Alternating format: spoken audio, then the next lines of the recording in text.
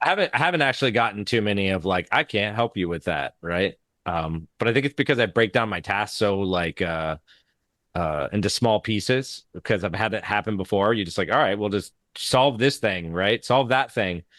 But anyhow. I mean, uh, at BHIS, we saw people that run into it, but it seems like the most of the people who are running into the CVP like denials are the people working on low level code, like the, exploit development, Yeah. like especially messing around with those Windows LPEs and stuff like that. It's all over that. It doesn't want you to have that. But for Mm. just like pen testing stuff, it seems pretty open. Yeah. Yeah, I wasn't getting called out until recently. Last week, they really didn't like the supply chain attacking tool that I was building. It Like was it like this is never, too close to home. well, in the golden age of Cloud Code before the whole like nerfing the model situation or whatever, is when I like built most of it and it never complained once. But then like 3 months later on the new model, it was like, I'm not touching that. And so, You can always go back to the old model. Mm. mm, true. People still say that they love 4.6, I think the best. No verification, no Mhm. problem. Just let it rip. What was nice, what was great about the older model was it would like find other things even though you didn't mention in your prompt and like still like fix it for you and just do the best you could possibly do. Like, oh, I found something critical. I should probably fix that as part of this task. But now it's like, oh, I found something critical, but you didn't say to do that. So I'm just gonna leave this bug hidden so you never see it unless like you're like laser focused on my standard out, which will get disappeared in 5 seconds anyways.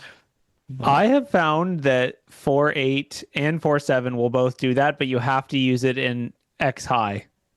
You can't if you use it in high or medium or any of the like it has to be in the high or extra high mode to actually catch stuff along the way. At all least in my about max experience. power mode. It's like that episode of The Not Simpsons where he changes max. his name Max to is a Max whole different thing. Powers. Although I will say the new max, whatever extreme mode is pretty fun, like we were talking about with workflows. But just I usually use the X high, and that seems to do a good job with catching some of that stuff like you're talking about. I agree though. I had the same experience. I just go straight to max, even when I'm like, hey, could you just change this one color? I need you to center this div. Yes. Ultra code. Yes, ultra, ultra. And then I get a Opus with fast mode too, just for that. Just ripping through tokens for no So wait, reason. what is fast mode? That's new, right? What is it? No, no, no. So I think they had it in, I think they had it in 4.6 too, 4.7, 4.6. Anyways, if you're on Opus and fast mode, just you get faster tokens per second. So it's gonna respond faster. You're Huh. gonna get more output quicker. So like the same task you're gonna get the result right from beginning to like where it has to stop faster. So Gotcha. yeah, but it costs more money. Of course. Of Shocker. course it costs more money. Yeah. So Those oceans aren't going to boil themselves. oh no, but those farms are sure gonna be taken down pretty soon here. Yeah.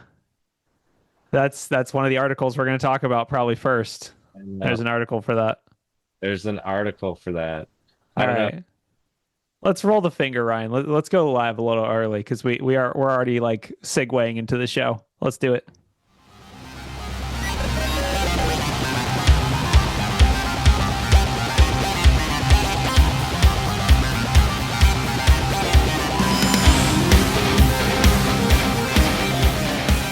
Hello and welcome to Black Hills Information Securities talking about news. It's June 1st, 2026. Time to change your password to June 2026 exclamation point.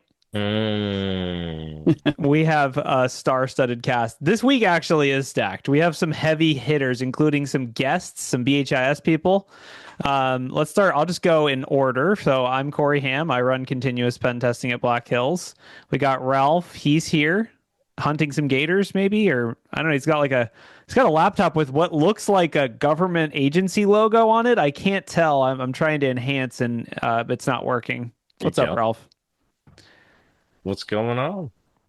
You got to give your fancy intro. What do you do? Spears, arrows? You're a weapons I only do manufacturer. um ancient attacks of sorts, right? Okay, I see. Ancient Old attack. weapons. He said edged weapons. Dude, you remember that like History Channel? I'm a cyber what do you call it? Software dealer. There you go. Okay, an arms dealer. An You're, arms you're the dealer, Lord of yeah. War, but Yes, I'm for the Lord arms, of War for cybersecurity. There you go. Okay. Yeah, I just remember like those History Channel, like, when I grew up watching TV and it'd be like a History Channel documentary and it'd be like this guy with like, a really, really short tie being like, I'm an edged weapons expert. And it's like, that's you, Ralph. Yes, experts come in all different shapes and sizes. Go endorse Ralph for edged weapon expert on LinkedIn. Yes. Good times. Perfect. Good times. We got Wade who's wading through logs. What's up, Wade? What's up? I am off this week because I am doing training, so it's actually pretty nice. I haven't read the news yet today. Are you taking it or are you giving it?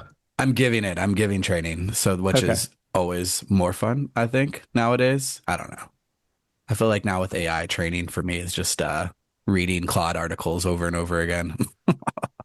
Hallucinating your way through the training. Yep. Oh. Just asking it to build a skill that's past this training. Yeah, it's worked pretty well so far. I just Nice. What, We got Phil. Phil, Hey, how's Phil's a BHIS, I would say developer tester. I don't know what to call you, Phil. You have a webcast coming up, right? Yeah, a little bit of a jack of all trades, like some testing, some development. But yeah, I got a webcast coming up about hacking CI/CD pipelines. So it's all the rage these days with the supply chain attacks. But stay tuned because it should be a lot of fun. The content community team today on our internal meeting was like, it's Miller time. I love that. That's amazing. Dude, my heart started racing so fast when I was like, I'm not prepared for this. I have nothing witty to respond with. Well, wait till you see how fast your heart's going to be racing on your webcast. We also have Shane Hartman from Trusted Sec, right? That's where you work based on your shirt. Yeah, based on my shirt, that's where I'm at. I'm one of the principal IR consultants there. So I spend all my day fixing everybody's mess ups. That's awesome. I love it when the podcast slants towards blue team. I feel like it's going to be up to you, David, to decide if are you a blue teamer or a red teamer? Oh, no. What do you see yourself? Despite the red hoodie, I am entirely 100% blue team.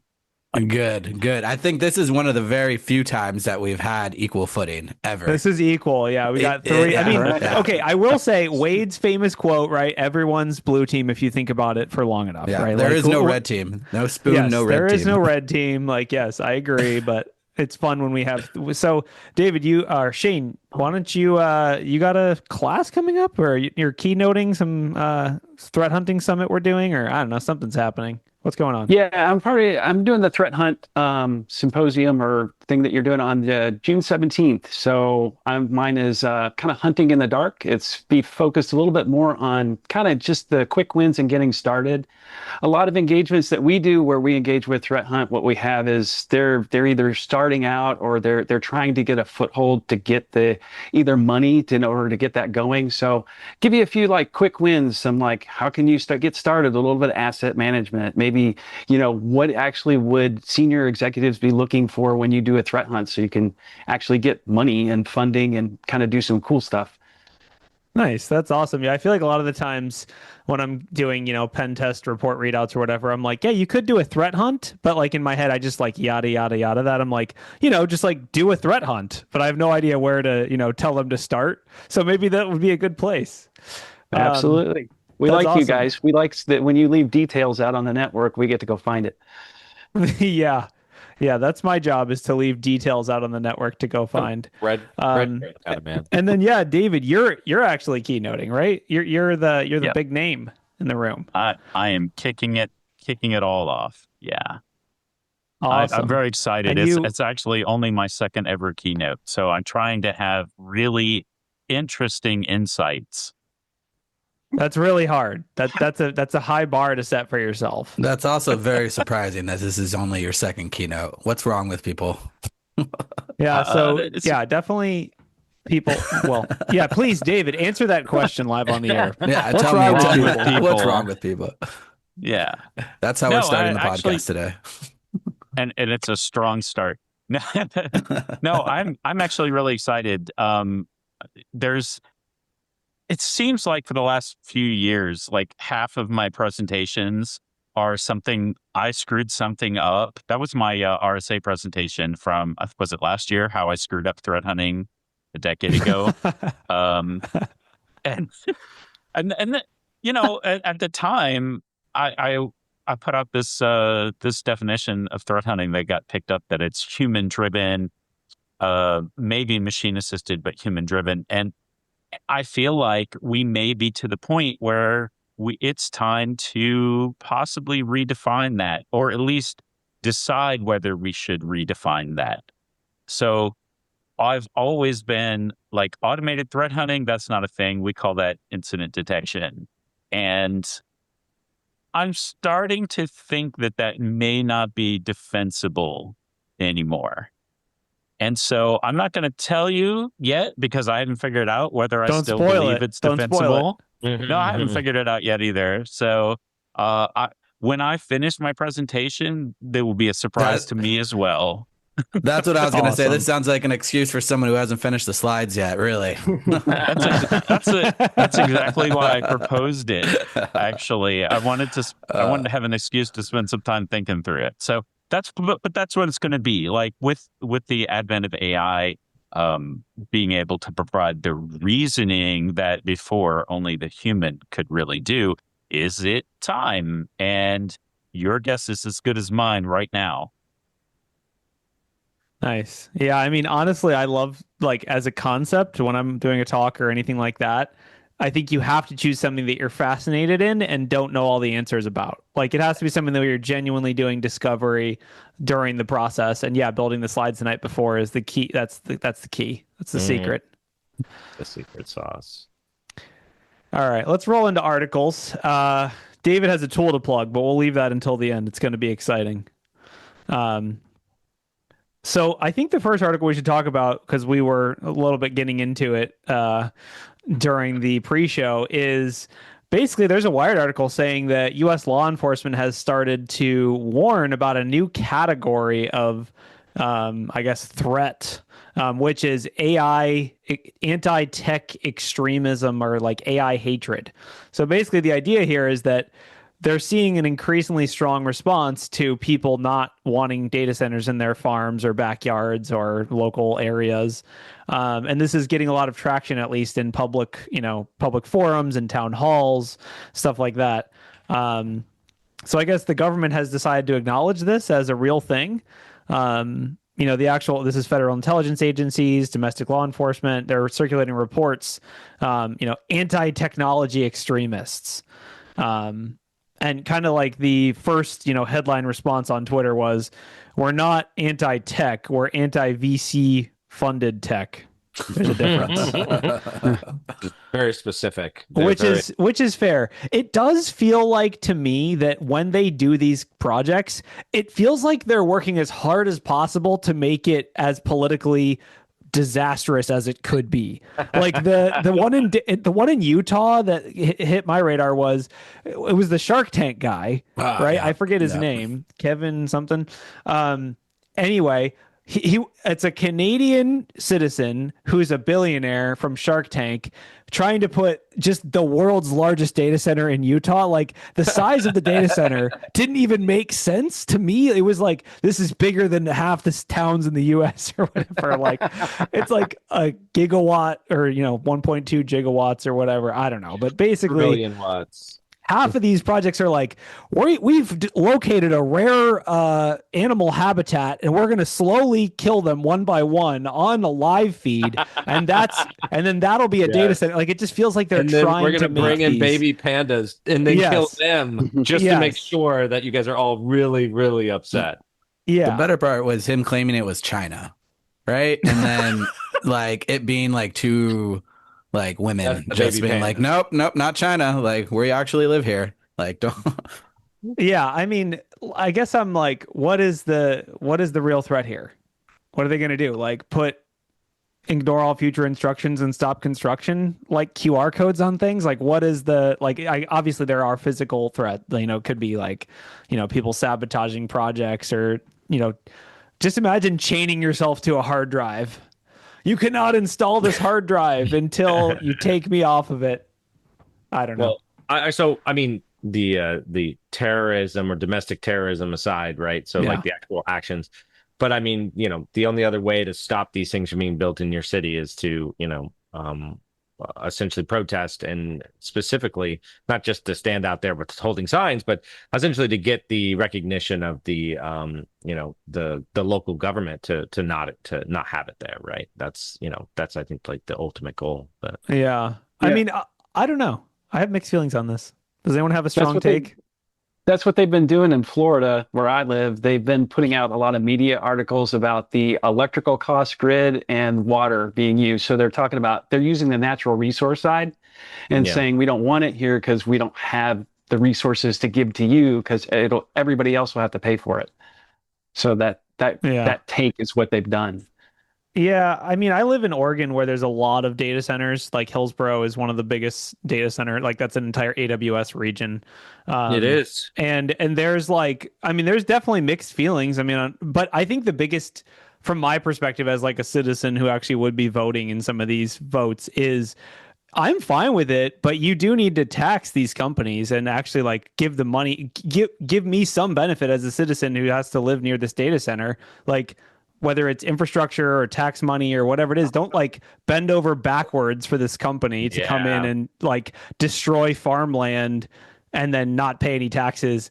The biggest thing is like the data centers, the best article or the best like take I've heard is that they rely on public infrastructure, right? Including like power grid, roads, like all that stuff. So they should contribute back to that infrastructure. That's probably like an extremely like political take I just gave. I apologize for that, but you sound like one of these terrorists that they're talking about. Oh my god! I guess I'm on a watch list now. Dude, no, this White House article is literally just propaganda. Like, what have you seen anywhere? Nothing. True. It's just literally the people trying to say, I don't want a data center in my backyard, right? People are against me, so they must be terrorists. No, exactly.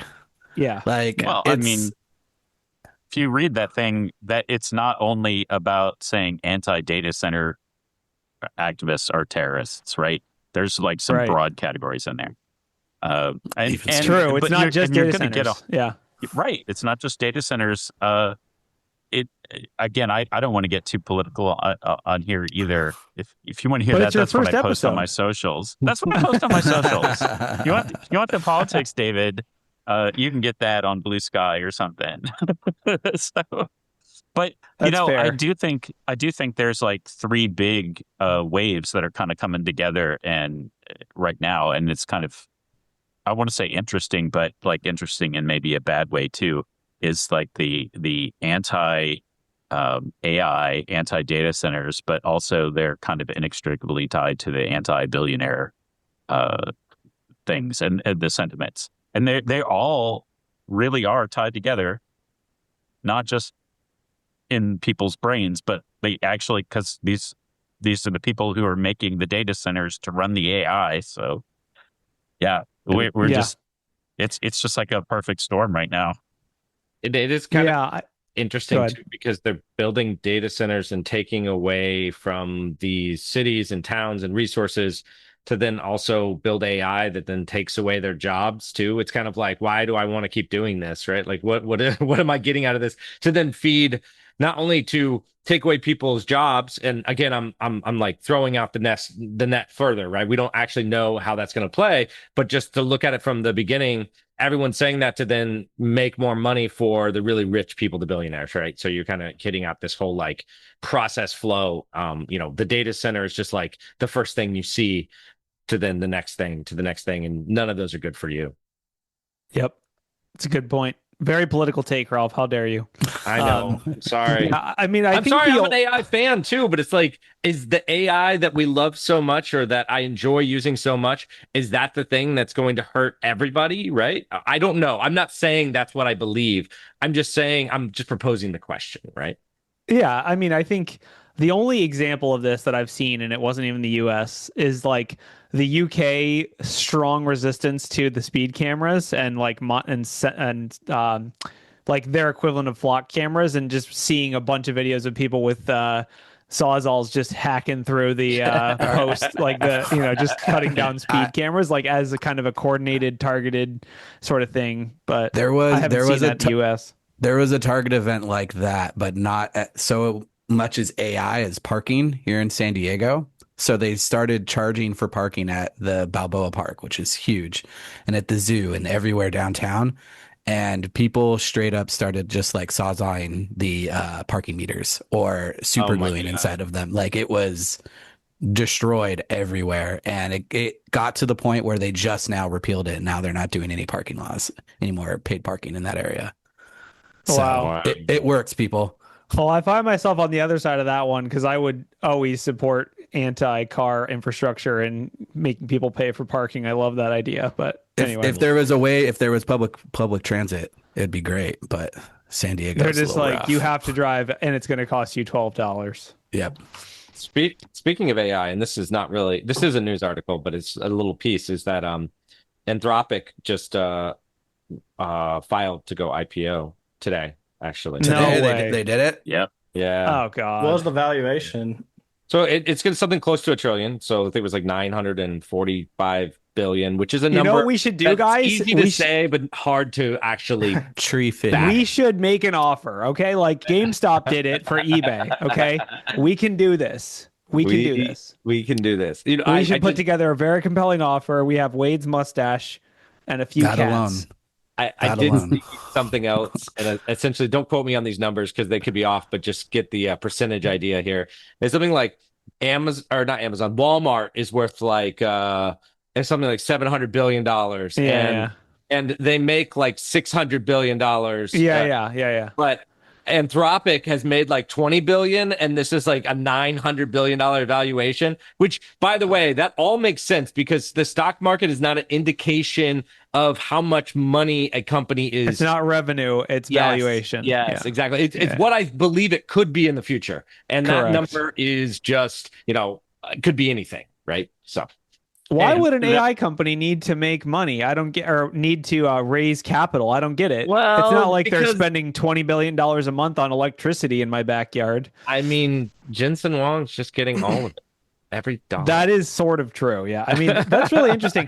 Honestly, I feel like this is kind of, I don't know. I mean, maybe people saw this coming. To me, I'm like, there are a handful of really kind of interesting privately owned companies like Mars or there's a handful of really interesting companies that are huge and are still private, but the majority of big companies are public.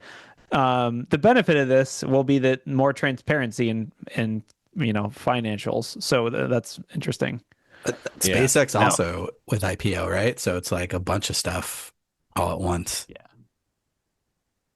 I have an unreliable authority that the first filing for Anthropic, their valuation that they put in there was just so giant. It was like $950 trillion, and they pushed back and they were like, "You're absolutely right to call me on that. I clearly messed that up."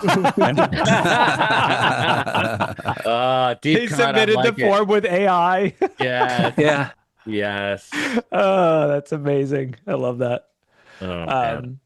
Yeah. So in other news, apparently the FBI is warning about people walking around with USB drives. What year is it? Oh my God. Honestly, if they're not USB-C, I don't know where you're going to plug They're them. not USB-C. You beat me to it. Good point. Okay, so there's got to be some crusty IT guy at some company that like has been epoxying over all the USB ports in his laptop for years and like forcing other people to do it. And he's like, I told you. Backs it up.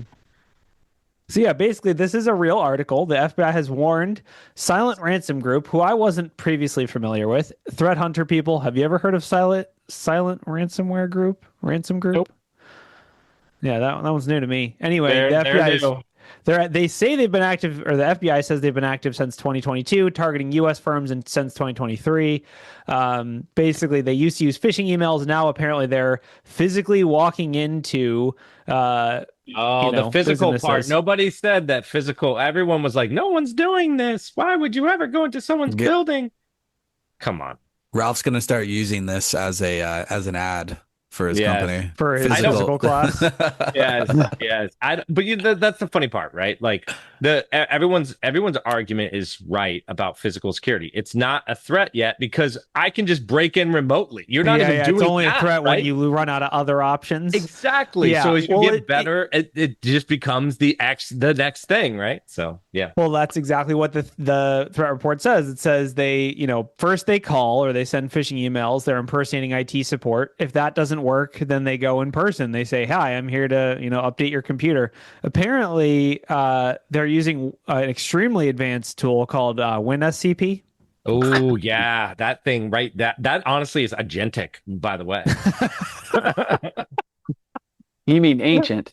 Oh yeah, no, I mixed those words up. I'm sorry. Agentic. You're absolutely correct. Ancient agentic. Ancient. Yeah, I mean, what's old is new again, right? I mean, this has been a real thing forever.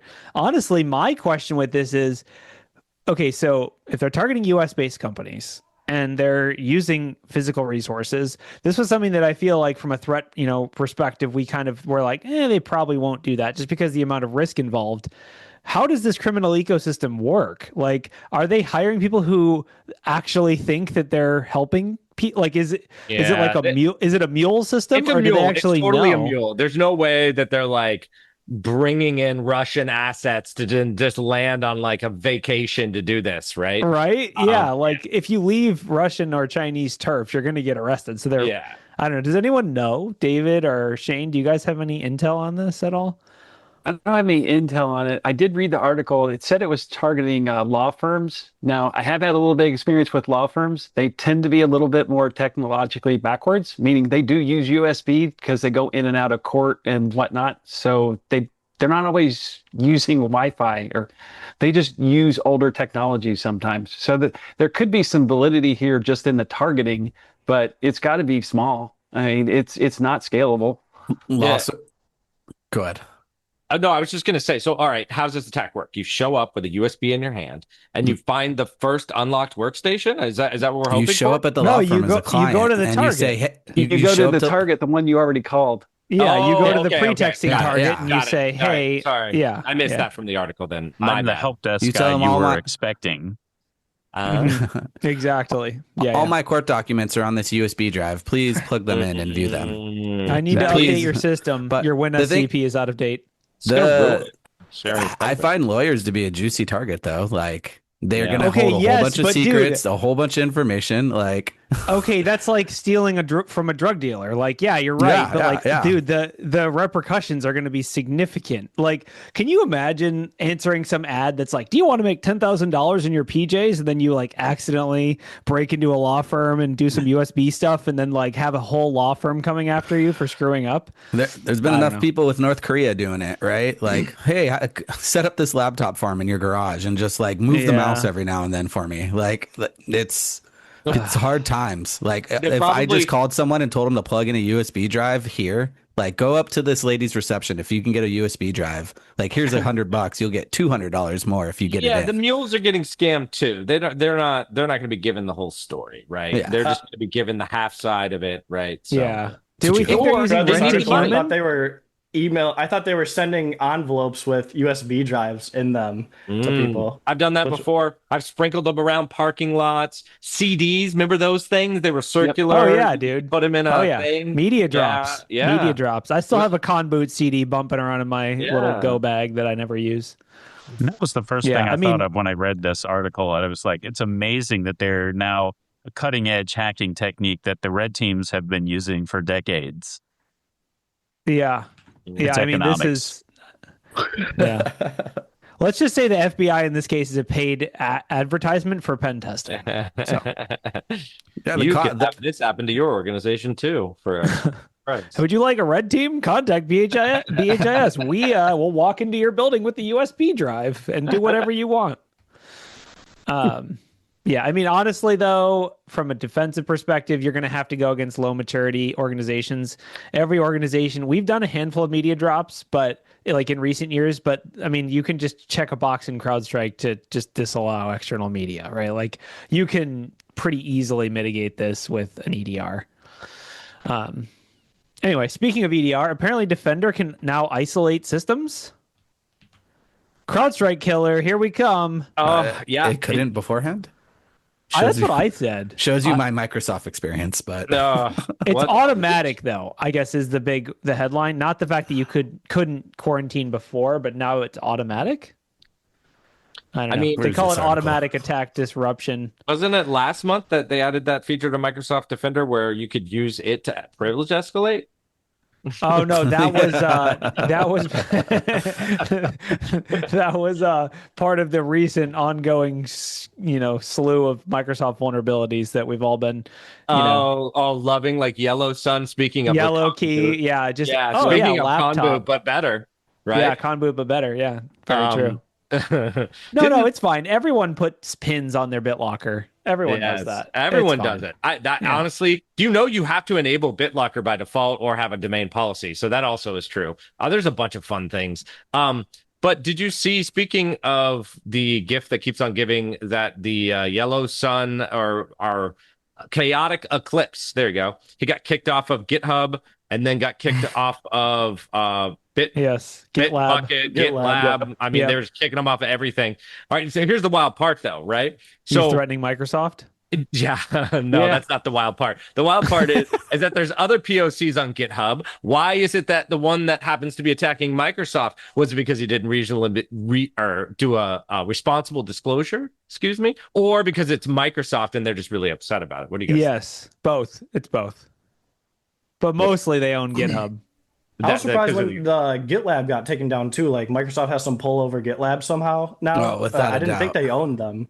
They do not, but the Microsoft pull Yeah. is strong, right? Like if Microsoft were to call you right now, you're like, oh, okay. Like Who would Microsoft would call you that you would be upset about? Would they be like, oh, you took a Dude, license? you guys don't get calls from Windows 11 Microsoft license. every day? dude, he calls me all the dude, time, has me put in updates, sends me USB drives to plug Same in here. and try I'm out buying new gift AIs. cards. Oh yeah, dude. I get tons of calls from Microsoft. They're super helpful. They all have weird accents though. Oh God, I always yeah, return stuff. I think this whole thing, the whole Microsoft thing, to approach it from both angles. To be Wait, what about free speech? Yeah. To play devil's advocate. Well, first of all, free speech doesn't Saying affect things. you. I'm just saying things. Okay. Okay, I got you. Anyway, I think to play devil's advocate, I think part of the reason that they're able to pull for these takedowns is because of the amount they can make an argument that this is a harmful thing and that can be abused. Arguably, that is true in this case, right? Like these are the amount of data that can be exposed through some of these vulnerabilities is higher than average, I would say.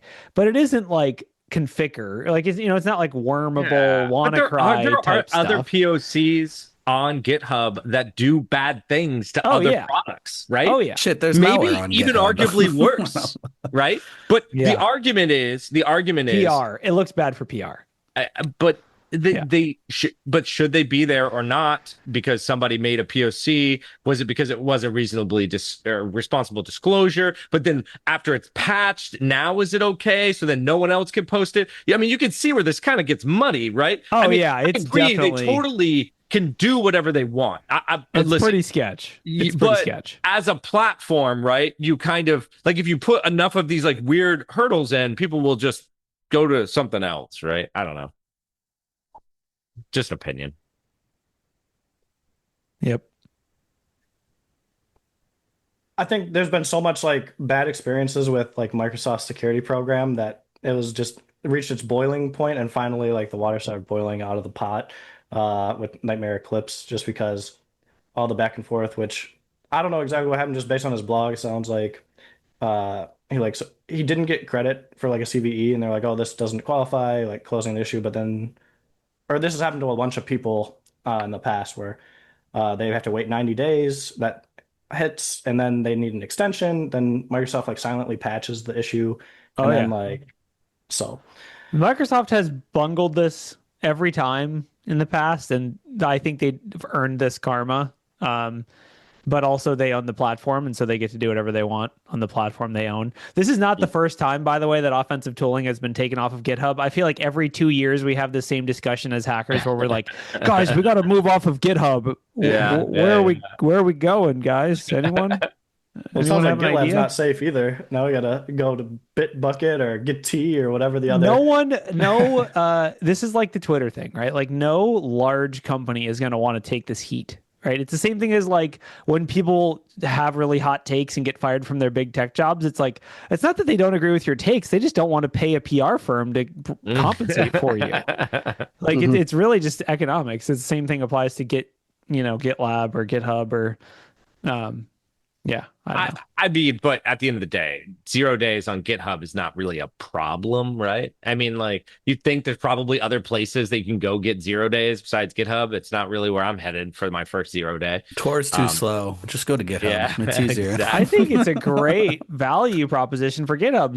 These things used to cost 100K. The government's paying 100K for these things, and now they're free. Wow, we give you so much value with our free accounts now. So much value, yeah. It's amazing. We'll piss off another security researcher. I will say, to kind of flag it for follow up on the show or wherever, the date, like they say they're going to make Microsoft pay on July 14th. I don't know. Got see what another that O day. means. Because I'll tell you right now, it doesn't matter what site it's on. If that O day is good enough, you're gonna click. You're gonna go for that fish. You're gonna definitely check that out. And if it's real, you don't have a choice. Like, you're going to have to figure that out. I won't have to feels go to like it. My agent will. Yes. Yes. I send my agents to wade out into the dark side.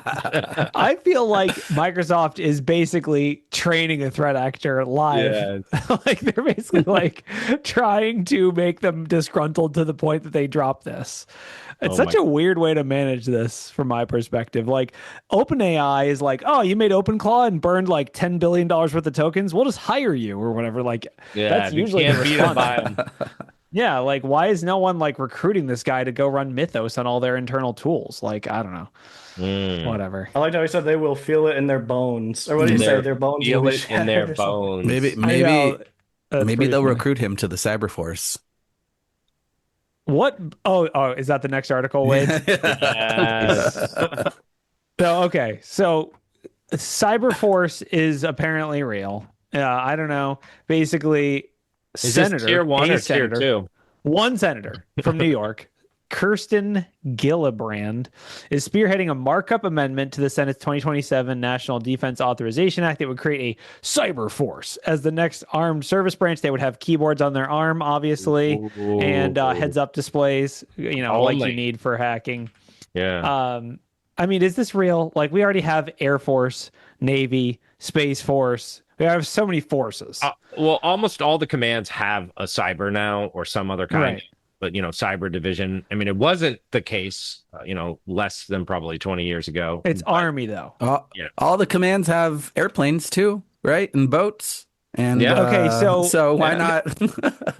I was not in the military, but Ralph, you were in the Army, right? So, or was it Army? Yeah, you were Army. Yep. So, okay, if you are a Cyberforce operator, are you mostly running around with USB sticks trying to plug them into things? Like, why does the Army need a Cyberforce? Like, of all the different branches, like, why? Well, why does the Army already has a cyber command, right? So they already have essentially a cyber focused offensive arm, right? I think that how much they do from the offensive side, gets into the waters where you get into the CIA versus that relationship, right? But I mean, essentially, just saying like, a quick action, right? Like a QRF for like cyber, right? We probably already have some of that, but building out a huge command of it, and to make attacks against foreign adversaries, which is essentially what any military branch is specifically designed for, right? Not necessarily for what do you call it? Local defense, right? I just say we let it get created just in case there's a draft, so we can all just go straight to cyber command. Yeah, we go straight to cyber. That's what we immediately go to cyber. Yeah, they're like, do you not pass all the physical requirements? Welcome to Cyberforce. Well, what the funny part is, even with the other cyber commands, it's hard enough to train up these, train up all of these soldiers in this skill, right? Get them to be decent at it. And then I want also 20 have a mission. CVEs by the end of the day. Yes, exactly. Well, yeah. I know back in the day they used like if you had cyber experience, they would bring you in as a warrant officer too for a little bit. And I remember me being in cyber for a couple of years, be like, should I just join and just go and like do it for a bit? And the thinking about it now though, with the barrier to entry, so hard for new cyber people, right? Could this be an easier route? It'll be an easier route for most people, which is sad but scary. Yeah, it's a good point. I don't know. Yeah. The cyber command includes U.S. Army Cyber Command, the U.S. Marine Corps Cyber Command, U.S. Fleet. So this is Navy, and then Air Force has their cyber. It all falls under the National Cyber, United States Cyber Command. So there already is a cyber force. They just There's don't have already a name. 3 of them. Yeah. They're just not an Army one. Yeah. No. There is an Army one. So U.S. Army Cyber Command, right? But what I think they're trying to make this is like some like warrior with like overhead displays or something like tier 1 type deal. I don't know what that looks like. Dude, heads up displays and keyboards on their arms. Yes, I'm just trying to envision the quick tactical team that like repels into the data center to do something. I don't know, dude. I don't know. Yeah, no, I think you're right. No, I agree. I mean, some people in Discord have been speculating, oh, these are just drone pilots. Okay, that's fair. Like that makes sense. We don't even need that. We have AI for that. It's just fine. We have open AI though. Yeah, You're out of credits, Crash. I think it's fair to assume this will probably get approved.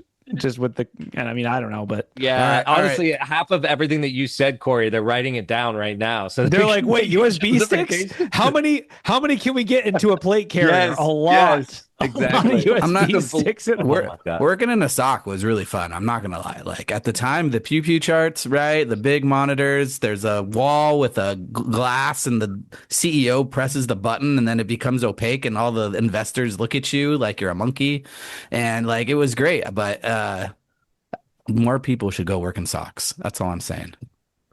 I don't know if this is defensive or offensive, but the best offense really is a good defense. Honestly, we need more defense, right? Like all of our stuff's getting hacked. We already have the offensive side. Maybe we need a cyber defense corps.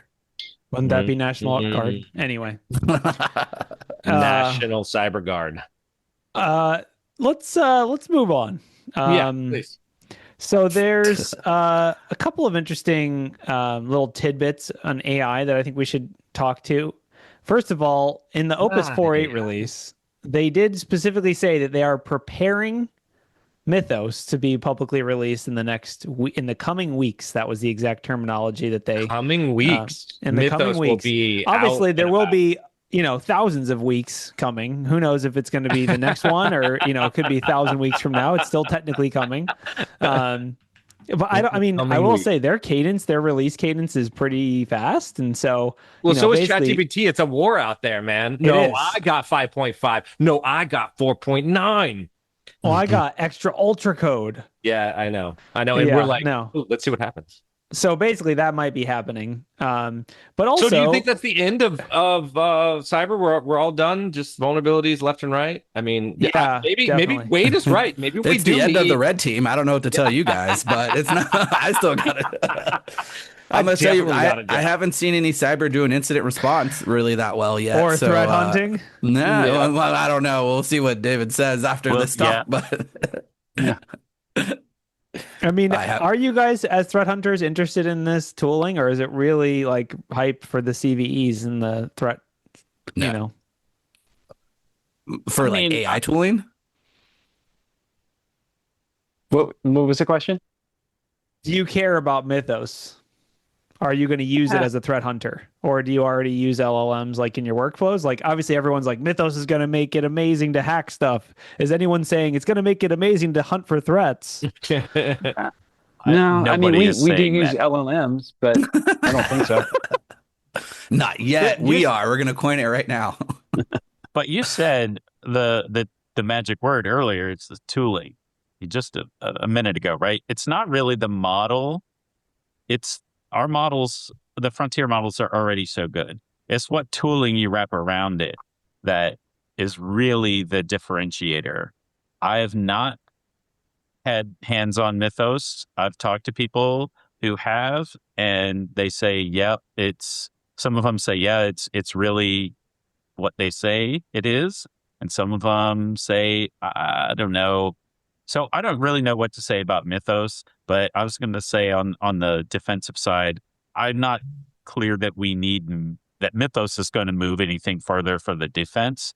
I would be really happy to see some frontier model provider provide that kind of emphasis on defensive security as they seem to on offensive security. It reads to me like they feel like creating vulnerabilities and exploit chains is cybersecurity or information security, when it's not really. It's just a piece of it. And the hard part is the defense. And when they start coming out with, models and tooling that are frontier and they're targeted toward defense, then I'll get really excited. I fully agree. I'm interested to see if any frontier company actually makes a play at the defensive side of AI. But like the defensive tooling is going to be heavy reliant on the organization as well, right? Manipulating the tool to make it fit your company just like any type of detection would, having all your documentation, right? I almost find it harder, not as a blue teamer, to get, not even to get buy-in, but to get GRC, right? Like that's some of the stuff if we're plugging all these AI toolings in. I hate to say it, but it's like, then you have to think about permissions, what these AIs are doing, right? Are they over permission? If someone uses an OAuth token to then log into this and you're a security person who has super admin to something, boom, now this AI has super admin. So there's a bunch of controls around it, but I think the defensive will come. I believe it's right around the corner. I would like that. Why hasn't anyone just gone and tried Mythos and just like tried to do everything defensively with it, right? If it's doing all the offensive supposedly stuff. They have. That's what people are talking in Discord about M-dash. I thought it was someone I thought it was Luke making a joke that he was going to start using M-dashes, which is like, for those that are out of the loop, the M-dash is like the double dash that the AI loves to do when it says anything. So I thought he was just joking that like he was going to start doing it to pretend like he's an AI. Turns out it's actually a real thing that Microsoft has released that's supposed to be defensive focused. This is back from May 12th, so pretty old now, but I'm guessing this is like their harness or tooling or whatever they built. It's multi-model. It's supposed to be, according to their graph, better than Mythos. Everything's better than Mythos. Yeah. So, but check this out: 21 out of 21 planted vulnerabilities were found. It's like, that's not. I don't know. What about on the Gainter chart or Ganter or whatever the hell? You can... Well, if you look at the chart, it says they're better than you. So just so check it I'm again. just gonna go ahead and cash this one out. I'm done. I'm all done. Yeah, Microsoft has solved security. I think we can just figure it out. Having a harness is very important, though. Like a lot of people are posting different ones in the chat, and there's a lot to choose from. But something is better than nothing. And then it's funny too. Like, at what point does the collection of like plugins and skills and hooks and memories and learning become a harness? Like, how many do you have to have before you can call it a harness? Like, I have one skill. Is that a harness? No, you have to have a skill and a hook and a plugin and a memory or whatever, right? But there are some cool ones that will at least like automate like continuous learning for you, so that like Hermes or those. I think it's kind of funny. I was talking to another pen testing team, and they said they had all these 0 days now that they've taken the time to find in all these different products or whatever. And this goes back to what you guys are talking about with defense. And they're not going to fix these things right away because they don't have anything in place so essentially it's all fun in games to go find these 0 days, but no one is from these organizations that's creating the software or whatever. They don't have systems in place that are looking for it the same way, right? Because it wasn't as like shiny. They're just trying to run their business and make some software, make whatever. And I think we're going to see a big wave of a bunch of vulnerabilities and a bunch of companies trying to figure out how to defend themselves or update their software or develop software in a more sustainable way using AI to actually be able to detect this. So I do think we're going to see a big wave of it. And the defense is really where you're going to see a lot of people struggle. So transition, next article. Oh, sorry, unless anyone had a final go back. I was going to say, if you want to see how AI is being used today without Mythos, so there's a really fun article about how attackers, there's a fun write-up about how attackers are using AI for post-ex, and this is pretty much reads like a pen test report to me because we're doing the exact same thing. We're just not doing it in Chinese. Different language. Basically, the long story short is that someone used an LLM for post-ex. Now, this is, like I said, exactly what we're doing as pen testers, but essentially they exploited the CVE. Then they asked AI, what else can it access? Basically, and they were just like, "Hey, what else can this key access?" But they did that in Chinese, and somehow that that question of what it could access made it through to the API, which is pretty funny. It leaked into the command stream while executing a credential search, and that's pretty much why you don't need Mythos. It's basically like an explanation of why, because this kind of abuse of LLMs is the more risky thing, right? This kind of like very simple, just being like, AI, take this AWS key that I just compromised and do evil things with it. This is what we're seeing in the real world. If you look at breaches, there has yet to be a breach from a Mythos 0 day or whatever, but there has been many breaches like this where a typical CVE is exploited, an agent or an LLM is used as post-exploitation, or quick transition to the next article, which is about a chatbot that just gives access to accounts if you ask for it. So this is like the other side of AI exploitation, which is sometimes you don't need an exploit at all. You can just ask the AI for access to the account. So this is a meta thing.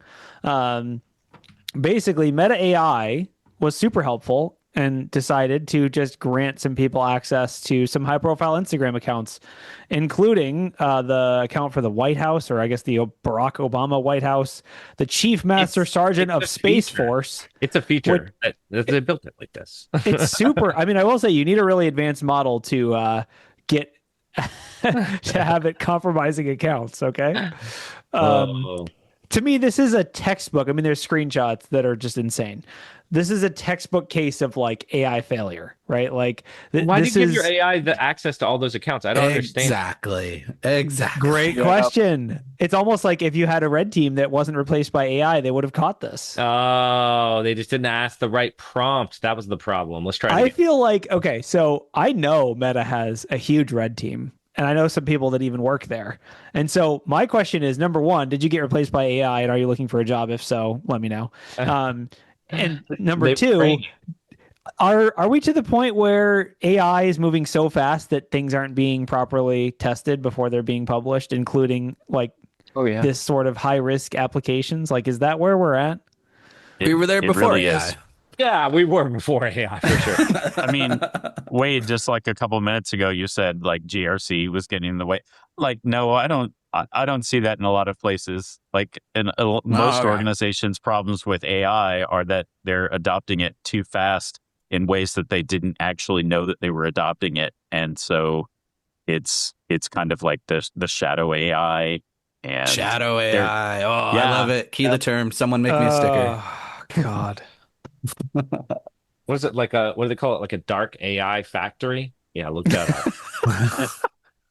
I don't want to look that up. That sounds like a bad dark web term. I was going to say that's your personal search history there. I don't think. All right, you call it what you want, but ask your AI about it. He'll tell you.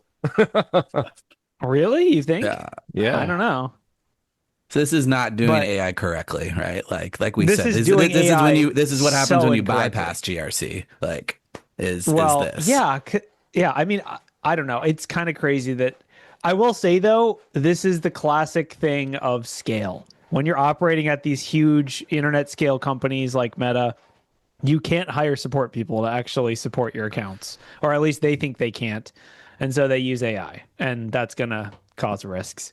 Although it is a business logic flaw, arguably. Maybe it's an LLM flaw, but it feels more like a business logic flaw to me, of it basically not knowing where the credentials it's handing out came from. It doesn't properly tie together the request and the response. I could just see like you were talking about where's the red team. I could just see like a bunch of AI red team experts getting together and being like, nah, surely it's not that simple. We got to try some more advanced attacks. Yeah, I mean, I will say I have personally observed this in our agentic AI testing. Some of the things that are really tough to convince AI are vulnerabilities. Like one web app we were testing, I think I've told this story before, so I'm sorry, but one web app we were testing, it was basically an IDOR, so indirect object reference, and essentially it was giving a 302 response, but it was giving the entire content of the page that was supposed to be restricted in the response. And AI kept being like, no, this isn't a vulnerability. It gave a 302 response. And we're like, yeah, but look at the 302 response. It has the whole web page. And it's like, I don't know what you're talking about. It's a 302 response. I have to redirect. It's like that back and forth. I could see a red team, like an AI red team, missing a business logic flaw. Like, well, they asked for the account and it sent the number. So I don't see what the problem is. Well, like, but AI, it's a different account that they reset. Like they were resetting someone else's account. Oh, you're absolutely right. All right, let's talk about the real problem is why are they using a phone with a cracked screen? Like, come on, at least get two phones with two screens. Like, I can't, that is just driving me crazy. I think this is just what threat actors do, man. They that's just their background. That's just their chat background for Meta. That's not even a broken screen. That you don't see the huge crack right there on the right-hand image? I know. I'm just saying they have a cracked screen image as their background. Yeah, that's what I do with all my phones. That's why no one steals them. That's actually a really good idea. Misinformation, an app that overlays man. that on any app that you have. Yeah. Yes. Perfect. Yeah. This is never going to happen right. again, so we don't have to worry about this. Let's move on. There's an article about the Kali 365. Oh my God, kit. dude! They stole my playbook. It's literally just like Pen Tester 101. Like if you were to take Michael Allen's initial access class, it would just cover this. It's using device code phishing, which don't get me wrong, it's a good one, but also like, come on. But conditional this is access SaaS policies. policies. Though. It's better. It's better because it's a SaaS product. Okay. It's phishing SaaS. What pass? I don't know. Everyone loves a monthly subscription. FAS? I don't know how to pronounce that. Phishing as a service platform. That I like how the news article is kind of a dig where it says it helps even low-skilled attackers hijack. You could be an attacker too. They're just directly calling the attackers who bought this low-skilled. It's pretty funny. Yeah, device code phishing. I mean, come on. Who allows device codes these days? Who doesn't have secure conditional access policies that don't allow access from unmanaged devices? Like, come on. No one screws that up anymore. No, not true. The threat hunters in the room are like, nope, you're wrong. No, listen, no, if there's an article about IR, it, it's still effective. Yeah, I've done about 3 cases of it in the last month and a half. Well, I do need email on my phone, so we better just compromise the entire organization so I can have that. That is exactly what happens. To a test. Yes. One person says that. Yeah. Basically, if you're a pen tester or a red teamer, you should know how to do this exact campaign just by reading this news article. This is a first thing to learn in initial access techniques. It's great. All right. And don't buy this product. Don't do it. It's probably Let's talk about botnets. Python. Speaking of botnets, let's talk about botnets. So the authorities in the Netherlands, which I love, I just imagine people on little boats and they're going to fancy restaurants. You know, I just imagine Amsterdam. They have dismantled a botnet that comprised more than 17 million devices, which is used basically for residential proxying or residential, the service is called ASOX, which is a Russian-based company, provides residential proxying services. They cater to people. They pay me every month. They have like that little thing that you run on your computer. And they have that laptop they shipped you and put in your garage. Yeah, they said it was for research. Yeah.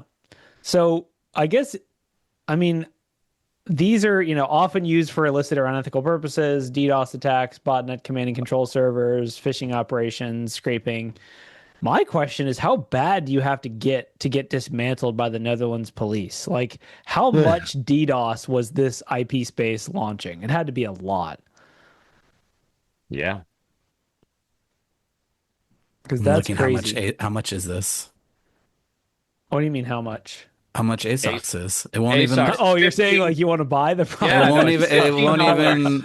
It won't even tell me prices unless I log in. No.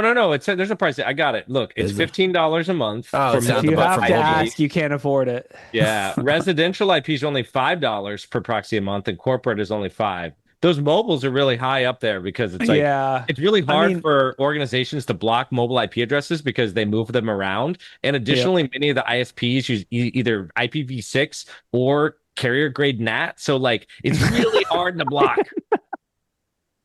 So the, Yeah, the look, Mirai sucks. source code is on GitHub. I think you're going right for Bombas. Those are they're top of the line. They don't No, last. no. Whoa, some of the whoa. other- Darn tough, dude. Darn Bombas are tough. not even close.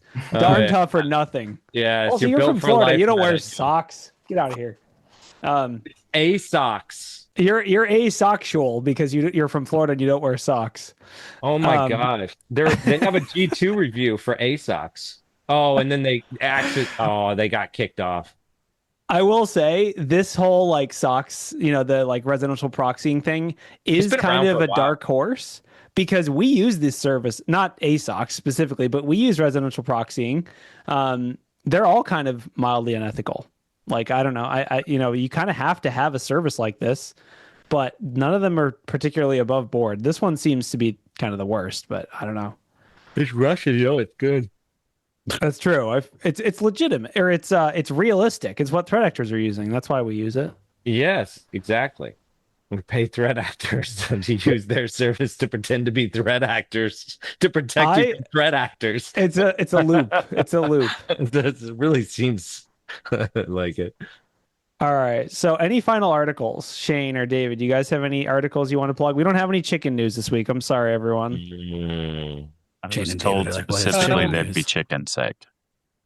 I did post one in our chat that was real quick. It was one that was there was a flight to, I think, the Maldives where a kid decided to rename his Bluetooth device to Bomb, and it freaked out it broadcast to everybody on the plane.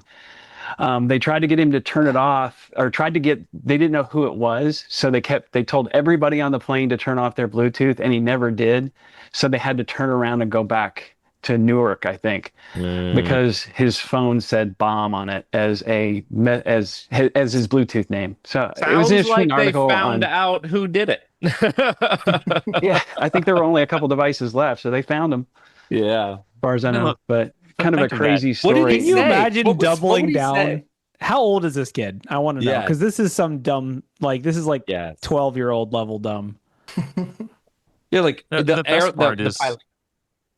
and it's like, what is the air crew thinking? It's like, oh, you have a bomb on the plane, but if you turn the Bluetooth off, please, so we just don't notice. It's gonna go That's what away. I got. Like, come on. Like, it's literally just a Bluetooth. Like, It's seriously just one of those things where everyone is just rolling their eyes and being like, guys, can we please have nice things? And some kid just like, no, we can't have nice things.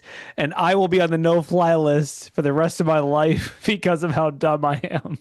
I know that's the wild part. Like, we just talked about how GitHub can kick you off their platform for any reason, for whatever, right? So can airlines. They can ban you for life. And on all the airlines, you are not guaranteed a flight.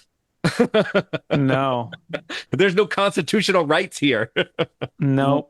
But I anyway, can't imagine doing this. And imagine then living when- your life and never being able to take a plane ride again. But then also doubling down again and again, right? Like, they had like 10 chances to like, you could just turn off your Bluetooth. No, I'm not Yeah. going to do that. Somehow I won't get caught.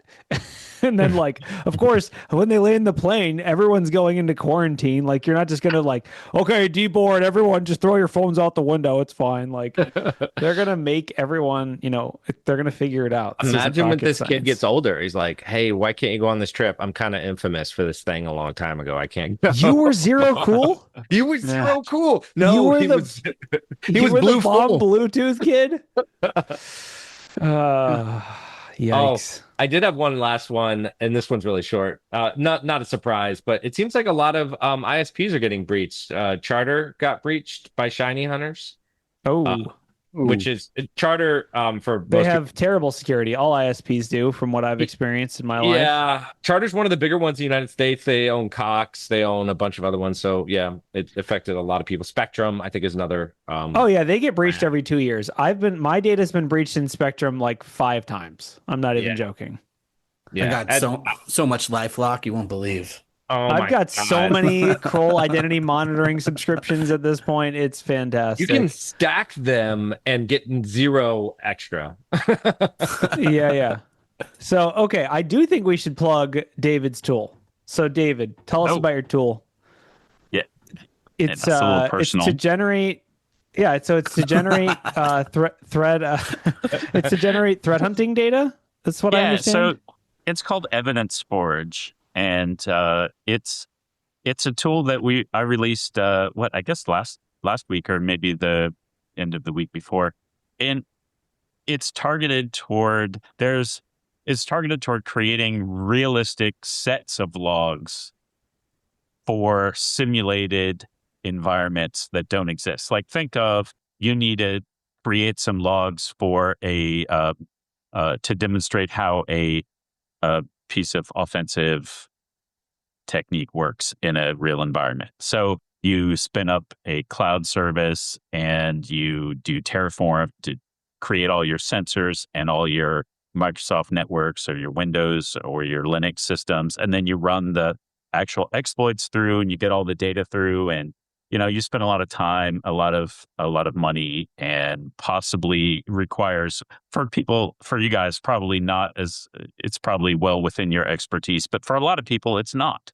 The idea with EvidenceForge is you get the similar output, but you don't actually have to have a real network. You don't have real threat actors or real red teamers. You create a scenario in which it is all simulated, and you get a set of up to 20 different types of logs that look like they all came from that simulated environment. They're all realistic. They all hang together. So if you see, like, one of the inputs is Zeek. So if you see a Zeek log for an HTTP transaction, and then you go into the proxy log, you'll see the same proxy log has the same transaction in it that the Zeek log has. And if you see that came from your computer, you should find the computer that it came from, and there's probably a process log from Windows Sysmon that showed that you ran the web browser that generated that, right? That's really cool. It's really neat. It's interesting because it has an AI assistant to help you create the scenario, define the environment and the attack that you want to run and everything. But once you do that, generating up to gigabytes of potentially of data is all done by a script. No AI involved. So it was actually partly because I was trying to experiment with efficient ways of using AI, targeting AI where you actually need the AI rather than, just have the AI do it all. Well, also, it's nice when the script is deterministic and creates the same output every time. Instead of I hallucinated a bunch of events in Windows, and you're going to go hunt for these. Yeah, and it has randomness, but it's seeded random, and the seeds are in the config files. So it basically makes a YAML file for the scenario, and you can regenerate the same data from the YAML file however many times you want. Trade them with your friends like Pokemon cards. All kinds of stuff. I love it. I will say I have personally had clients ask me for this, to do this, and I've actually spent time running fake pen tests in their like test environments to generate this sort of data. And so now I would just be like, oh, there's a script for this. Here you go. Well, I'm sorry to tell you, I actually created this because I didn't want to pay for the equivalent of having a red team freeze my data. I wouldn't either. So out of curiosity, does it make PCAPs or is it just event logs? It doesn't make PCAPs. That's a good idea, but far more involved. But it does Windows system logs, several of the types of events, but not every single type of event. But it does like processes, starts, and Kerberos things, and authentications and things. It also does a bunch of different sysmon event types. Does Linux syslogs, Cisco firewalls, Zeek and Snort, and it has an EDR that it's not a specific brand of EDR. It's just a generic EDR capability. Nice. Mostly because I didn't have the right documentation to create real looking EDR for a specific product. So all kinds of that's stuff. Awesome. My only other feature request is you got to make it like export straight from backdoors and breaches. So like you play a game of backdoors and breaches, and then you just have the threat hunt to go along with it. That'd be pretty awesome. Look, I'm a big fan of backdoors and breaches. I would totally love to do that. I bet I could do it right now. Actually, if I had a backdoors and breaches scenario, I could probably just tell the AI and be like, "Hey, here's my scenario. Go build me a data set for this." It probably would do it. All right. So final plugs. David is keynoting our threat hunting summit. I forget when it is, but Ryan knows because he's smart.